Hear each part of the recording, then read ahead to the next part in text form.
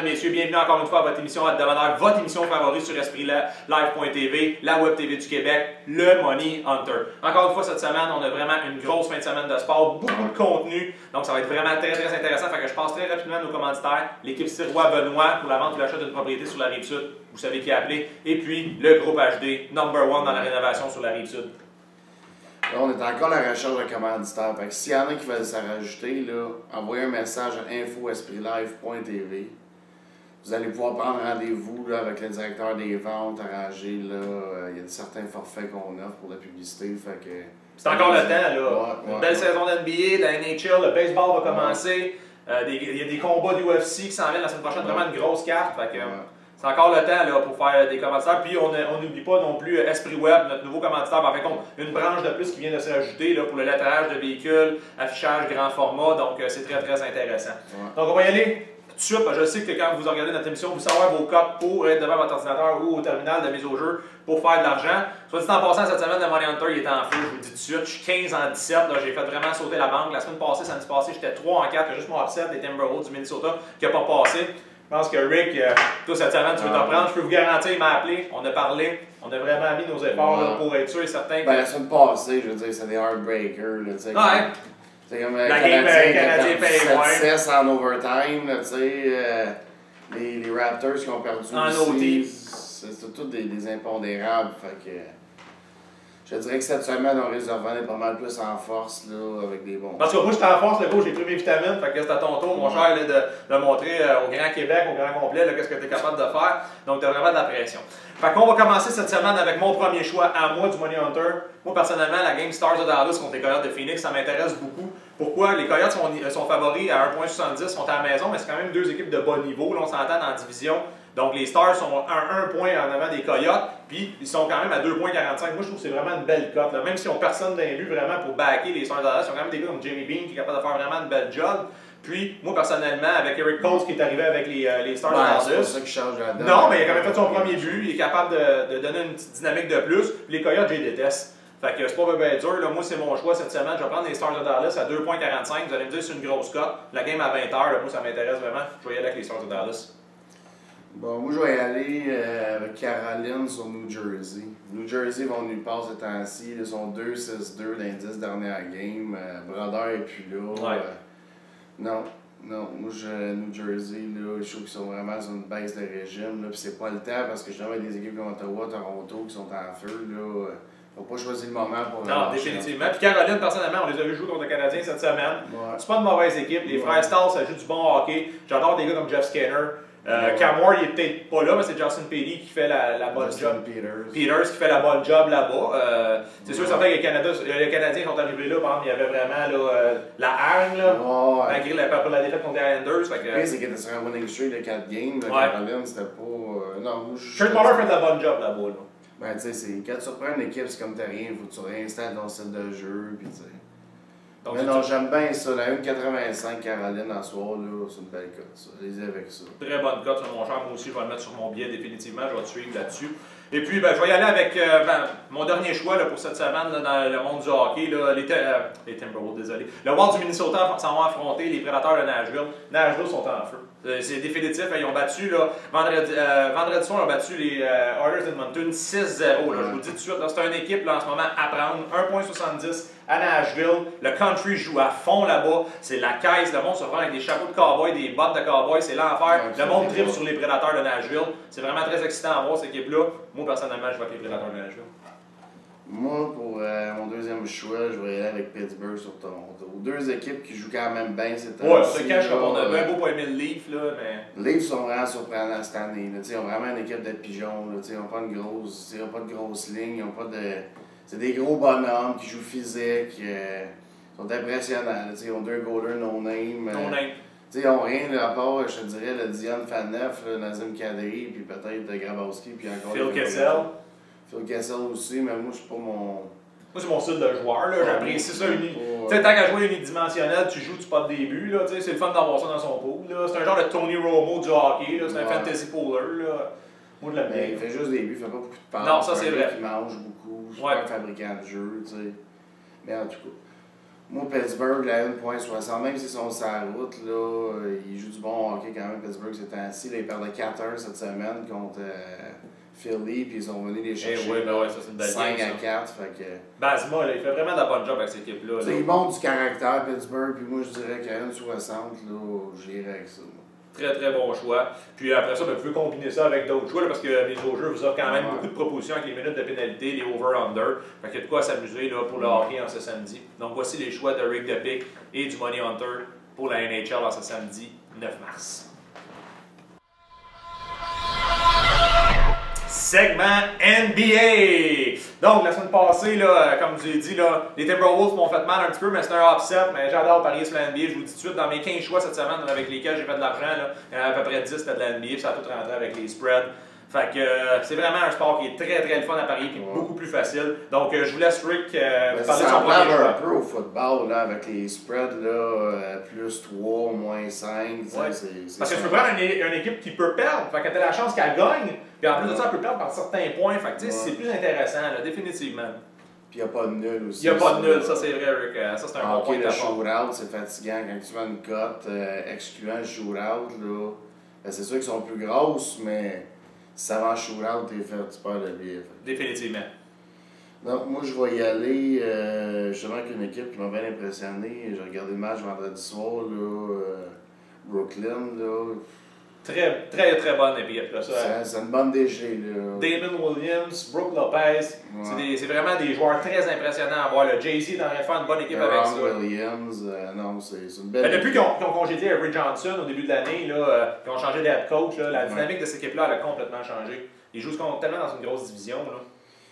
Moi, je dirais, là, Brooklyn, 3 points contre Atlanta, là, négligé. Là. Ouais. Négligé. Fait que, prenez 3 points, même Moneyline pour graisser un peu, mais Brooklyn, selon moi, contre Atlanta, il risque de gagner ça. Ah, définitivement, c'est un bon choix. Là. Mais ils ne sont pas méchants là, non plus. Là. Atlanta, c'est pas une équipe à négliger. Les Hawks sont quand même deuxième dans le sud-ouest.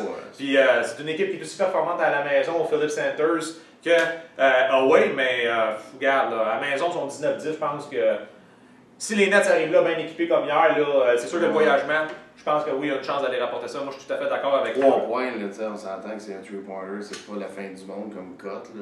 Définitivement, très très bon choix sur Rick. Moi aussi, je pense que je vais y aller avec les Nets ce samedi soir. Moi, mon choix cette semaine, ça va être Memphis Grizzlies, qui vont recevoir les... on peut les appeler maintenant les Pelican d'Hornets, ou de New Orleans. Là, ben pour ceux qui le savent moins, ça peut être les Hornets. Là, mais en tout cas, bon, ils ont quand même deux noms. Là, cette année, c'est un peu mélangeant, cette équipe-là. C'est sûr et certain qu'eux autres, ils ont Davis, le premier choix au repêchage, mais ça va pas vraiment nulle part. En fait, ça va nulle part, cette équipe-là de Nouvelle-Orléans. Puis ça va affronter les Grizzlies. Les Grizzlies, c'est vraiment Zach Randolph. C'est vraiment là, une très, très, très grosse équipe dans l'Ouest. Tout le temps surprenant. Je pense que c'est l'équipe aussi, coup de cœur à notre... cher ami Maxime Meunier, il m'a tout le temps dit que ça, cette équipe-là, il l'appréciait vraiment. Là, il prend souvent, en tout cas dans ses poules, M. Randolph. Fait que pour l'instant, le spread n'est pas sorti, mais moi, je vais y aller Moneyline avec les Grizzlies. Là. Ça devrait être un gros spread, là, mais je vais y aller quand même Moneyline pour engraisser. À la maison, ils sont forts. Ouais, c'est ça, ils sont très très forts. 24-8 à la maison. C'est définitivement là, une équipe là, qui surprend. C'est sûr qu'on est certain que le monde a moins la chance de regarder ces équipes-là dans l'Ouest. Mais c'est vraiment le Memphis là, cette semaine. Là. Peu importe, moi je vais Moneyline puis je vais avec la cote parce que New Orleans, ça va nulle part. Moi, je vais y aller de mon deuxième show à NBA, les Knicks de New York. Très belle équipe, ça, définitivement. Contre Utah, on joue un gros match hier contre Chicago. Ils ont eu bien de la misère, ils ont perdu d'un point. Très bon match. Ils se sont mis dans le match aussi, j'ai écouté, j'ai zappé en 2-3 matchs hier, puis celle-là, il était intense. Gagner ça d'un point à 3 secondes, 4 secondes de la fin, c'est un gros match de basket, ça a drainé beaucoup de jus. Fait que ça, moi, New York, ici, ils sont opportunistes, ils vont aller chercher ça, puis comme qu'ils devaient. Ouais, Madison Square Garden, Spike Lee sur les lignes de côté. Quelle belle équipe de voir ces Orange and Blue. Moi, personnellement, c'est mon équipe coup de cœur, définitivement, depuis des années. Des gars comme, comment je pourrais dire ça, des Raymond Felton, des Chandler. Là, par exemple, qu'est-ce qu'il faut dire? C'est Carmelo Anthony, il est blessé. Ouais. Mais Ernest Overmeyer, il s'est levé. J.R. Smith s'est levé dans cette équipe-là. C'est ça, tu sais, puis je suis quand même à la maison aussi. Comme j'expliquais la semaine passée, NBA, c'est beaucoup Homer. À la maison, il y a beaucoup de victoires. La part des équipes, là, ils profitent de l'occasion d'être à la maison pour ramasser des points au classement. Donc, définitivement, très bon choix, là, Eric, là, les Knicks de New York, premier dans l'Atlantique. Ils sont, en fin de compte, eux autres, leur perpétuel ennemi. Là, en fin de compte, ça va être le Heat de Miami qui va être vraiment indéclassable cette année. 17 victoires de suite. La streak continue. Vous parlez, celle-là des Blackhawks avec 24, qui s'est arrêtée à 24. Mais celle des Heat de Miami là, à 17, moi, c'est je pense que ça va continuer. C'est très impressionnant. Vraiment, là, c'est équipe trop dominant, mais c'est une équipe all-star, on va se le dire. Ton starting line-up, le gros, il n'y a pas de pigeon dans cette équipe-là. Il n'y a pas de passagers, comme on dirait. C'est tous des gars. Là. Puis même les gars de bench, c'est des superstars. Là, fait que, quand tu peux te permettre d'avoir Ray Allen sur ton bench, là, ça commence définitivement, là, c'est une très belle équipe. Mais là, cette semaine, ils ne jouent pas, ils sont au repos samedi, sinon moi je peux vous garantir que je les aurais pris. Et puis, bon, ben, le dernier choix du Money Hunter cette semaine, là, bon, ben, moi, je vais aller prendre les Rockets de Houston avec M. Harden, Jeremy Lin. Je les aime bien, les Rockets. Ils sont quand même 3e dans le sud-ouest. Ça va affronter une équipe là, qui va nulle part, là, les Suns de Phoenix. Depuis le départ, là, justement, Amari Stoudemire, Steve Nash, là, Phoenix, c'est une équipe qui cherche beaucoup. Puis, ils ont vraiment de la misère à apporter des victoires. Ils n'ont plus rien.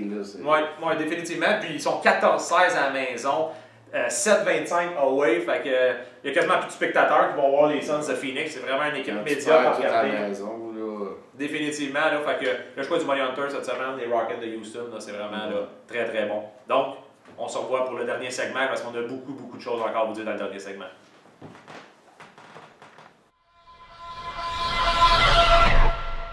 Bienvenue au segment Millimélo, Multisport, tout ce que vous avez. On regroupe tout ce que les autres événements qui sont importants là, pour la fin de semaine. Et une qui est grosse en fin de compte en ce moment, c'est vraiment la World Cup Baseball. C'est vraiment du beau baseball qu'on a là. Puis on rentre dans vraiment les matchs les plus intéressants pour ceux qui suivent un petit peu moins ça. Moi, j'ai tout suivi quand même pas mal. Mais là, on va voir le Mexique, le Canada, USA, Porto Rico, Venezuela. Les grosses équipes avec les gros leaders. Là. Fait que je pense que Rick, tu avais quelques propositions à nous proposer cette semaine. Ouais. Il y a des gros upsets aussi, il faut souligner. Chinese Taipei qui ont perdu contre Cuba 14-0. Qui était soit dit en passant favori là, pour gagner ce tournoi-là. Ils sont 0-2. Non, ouais, c'est pas de bon augure. Canada qui a perdu un gros joueur là, des Jays de Brett Lawrie, ça a apparu hier parce que. Puis Russell Martin qui a décidé de ne pas aller jouer, que ça a fait vraiment jaser dans le Team Canada. Des gars comme Phil Aumont qui sont allés avec leur. Personnellement, je trouve que c'est un peu langue sale, qu'est-ce qu'il est allé dire, de dire que Russell Martin il a pensé juste à lui-même, ça va dire ça, c'est les réseaux sociaux sur RDS. Moi, personnellement, là, M. Aumont, calmez-vous, vous n'avez rien fait encore dans le baseball majeur. Je tenais à vous lancer une petite flèche là-dessus. Là, on se calme. Russell Martin, il sait qu'est-ce qu'il a à faire, je crois. Puis, c'est des raisons personnelles aussi, on sait pas qu'est-ce qu'il y a en arrêt de ça, tu sais. Puis, comme tu dis, Larry, un gros. Upset, ça a perdu 14-3 contre l'Italie, là. C'était rien de comprendre. L'Italie, je pense qu'il n'y a pas un joueur qui joue en baseball majeur, cette équipe-là. Depuis Mike Piazza, là, je pense, là, définitivement, là. Fait que non. Puis, ils s'en vont affronter justement là, les Américains, là, je pense. On est samedi aujourd'hui, fait que je pense que c'est cette partie-là que tu voulais nous parler. Ouais. Moi, justement, là, je pense que le petit compte de Cendrillon, c'est fini, là. Ils vont prendre les Américains, là. Qui ont une équipe boostée, fait que je sais pas, là, on n'a pas encore les cotes. Les Américains ont perdu leur premier match, là. Ouais. Mais bon, en tout cas, je pense qu'ils vont se réveiller là, contre les Italiens qui sont 2-0. C'est ça, l'Italie, ils sont pas au sommet là, de ce pool-là, ils sont ce groupe-là. Ils peuvent peut-être sortir. Mais selon moi, là, ça va être USA qui va quand même passer. Mais moi, je vous dirais, ce game-là, allez-y avec USA, là. Ça, c'est pas les cas, c'est sûr que USA va être favori, c'est certain. Oui. En plus, c'est Vogel Song qui lance, là, le lanceur le gagnant de la Série mondiale des Giants de San Francisco. Là, personnellement, là, je vois pas comment l'Italie peut passer au travers des States. Là, fait que, ça, c'est un très bon choix. Moi, je vais essayer d'y aller avec un upset. Je vais prendre pour nos petits Canadiens. Moi, c'est Leroux qui va lancer contre Estrada, le Mexicain. C'est sûr et certain que le Mexique ont des gros joueurs de puissance. Adrian Gonzalez, ça, c'est sûr et certain. Mais je pense qu'il y a des gars comme Justin Morneau.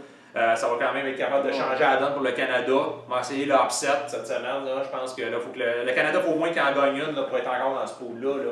Parce que sinon, on va être éliminés de ce groupe-là. Exactement. Moi, je vais y aller dans le même sens avec Porto Rico contre le Venezuela. Porto Rico, une belle équipe. Je regardais là, une couple de gars des Majors. Ouais, c'est une belle équipe, un bel esprit d'équipe. Ouais, il y a un peu de bons joueurs à chaque position. Puis c'est sûr qu'il affronte un bon lanceur aujourd'hui en Carlos Zambrano. Ben oui, là, ça c'est un vrai lanceur. Il est l'élite des majeurs, mais il en a perdu. C'est ça, j'allais dire. Il est quand même sur son déclin. Fait que tu sais, on va voir ce que ça va donner. Mais selon moi, là, les frappeurs de Porto Rico vont aller dessus sur Le bon vieux Carlos Zambrano de Patrick Koch. Là. On aime tellement ça de voir des highlights. Spécial. Ouais, lui, là, je pense qu'il en manque. Ceux qui ne connaissent pas, là. Ben justement, vous allez voir que, moi en tout cas personnellement, là, vous n'êtes peut-être pas des amateurs de balles. Qu'est-ce qu'on vous propose, c'est d'aimer ça, là, définitivement. Vous allez voir là, toutes ces games-là du baseball, mais dans des pays chauds comme l'Amérique latine, l'Amérique du Sud, l'Amérique centrale. Là. Tant qu'à moi, c'est le plus beau baseball qui existe. Vous allez voir comment il y a de la fierté dans ces stades-là. Le monde, le peuple sont tous alentour de leur équipe. Vous pensez que le Canadien de Montréal, là, on les aime, nos Canadiens, oui, mais regardez, c'est vraiment, là, le monde il arrive là, quasiment en sandales, nu-pieds, en barefoot, là, puis ils trippent sur leur équipe, avec des drapeaux, il y a des chants. Fait que vraiment, je pense. Il y a de l'enthousiasme dans ces. Ça va être vraiment la meilleure partie de la journée, tant qu'à moi. Le Porto Rico là, contre Venezuela, ça va être vraiment, mais définitivement, la bonne équipe. Puis moi aussi, je vais y aller avec Porto Rico là-dessus. J'encourage ton choix, définitivement. Figueroa, je pense qu'il va être capable de lancer une grosse manche là, pour une bonne game pour Porto Rico. Fait que all the way, Porto Rico! Fait que voici les choix de la World Cup. Je vous conseille quand même de suivre ça un petit peu. C'est sûr que les matchs sont tard le soir, mais Sportsnet en pense beaucoup. RDS 2, ils vont commencer avec le Canada, si je ne me trompe pas. Fait que suivez ça, c'est quand même assez intéressant. Et puis Rick, je pense que tu voulais nous parler de l'impact de Montréal, que la semaine passée, on a manqué l'ouverture contre les contre Seattle. On a oublié de parler de ça, puis c'était un gros match. Je l'ai écouté, l'Impact, grosse victoire de 1-0, c'est à la route, puis ça, il faudrait mentionner ça, que Seattle, c'est une équipe très dure à jouer. Ils jouent dans le même stade que les Seahawks, stade très bruyant. J'étais vraiment surpris de voir comment il y avait à peu près 45 000 personnes. À Seattle, c'est une ville de sport, on se le cachera pas. 45 000 pour une game de soccer, j'étais vraiment surpris. T'sais, pour aux États-Unis, on s'entend, on n'est pas en Europe, dans ces Milan. Puis donc, ils ont très bien joué. L'Impact, on fait quelques changements dans l'entraîneur. En fin d'année, on a changé de goaler l'année passée. Ils sont allés chercher une coupe de joueurs. Ça a fait la différence. Je regardais ça, puis c'est une équipe complète, l'Impact. Là, ils pognent Portland à soir. Portland, ils ont une nulle à date. C'est pas une grosse équipe. Je te dirais que les Sounders, la semaine passée, c'était une meilleure équipe que Portland. Oui, définitivement. Fait que, moi, je dirais, là, c'est sûr que la cote, au soccer, il faut le dire, c'est tout le temps des grosses cotes parce qu'il y a beaucoup de nuls. Mais moi, je vous dirais 2,60 Montréal à soir contre Portland. C'est une très belle cote à prendre. Là, vous pouvez matcher ça aussi avec les cartons, plus ou moins 2,5 cartons. Il y a quand même des belles combinaisons au soccer aussi. Oui, définitivement. Mais ça peut, en fait, ça fait juste donner un peu plus de. Ça engraisse votre billet un peu plus. Puis c'est le fun, ça nous donne du soccer à regarder en fin de soirée parce que, tu sais, à Portland, dans l'Ouest, c'est ça. Tu as un Canadien qui joue à 7h, 7h30, puis après ça, tu as la game, l'Impact, c'est le fun. Là, définitivement, c'est une belle soirée là, de sport, là, ça. Là. Puis, on va finir l'émission en vous disant que la semaine prochaine, c'est une de nos grosses émissions. On invite notre collaborateur spécial, Étienne de Shark Plug. Vous le savez, GSP s'en va régler le compte à M. Diaz. Je pense qu'il va lui faire fermer sa grande bouche. Fait qu'on va passer au travers de la carte au complet avec nos deux experts de UFC. Donc, je vais être là, je vais avoir les cotes, tout ça. Donc, Eric et puis Étienne vont être là vraiment pour vous faire gagner des sous. Puis, on va parler du gros tournoi universitaire américain, le Match Madness. Pour ceux qui ne savent pas encore trop c'est quoi, ben, vous habitez sur une autre planète. Parce que c'est sûrement le plus gros tournoi qui existe sur la planète à chaque année. C'est excitant, c'est un round robin. C'est ça, c'est le format round robin qui est le fun. Par 64 équipes, 32 de chaque bord, puis les deux derniers à la fin s'affrontent. C'est excitant, je vous dis, j'ai des frissons juste en parler. Fait qu'on va être là la semaine prochaine avec cette émission spéciale-là. Fait qu'on parlera pas de hockey, pas d'NBA. On vous veut sur nos ondes d'EspritLive.tv, la web TV du Québec. Donc je remercie l'équipe Sirois Benoît, je remercie le groupe HD. Je remercie Esprit Web, qui est la nouvelle branche là, sur Esprit Live pour affichage grand format et puis lettrage de véhicules. Donc, vous pouvez voir, l'annonce est ici en arrière. Donc, vous allez avoir un peu plus d'informations. info@espritllive.tv. Donc, je vous remercie. J'espère que vous avez aimé notre émission. On se revoit la semaine prochaine pour la grande victoire de GSP. Merci, bon pari.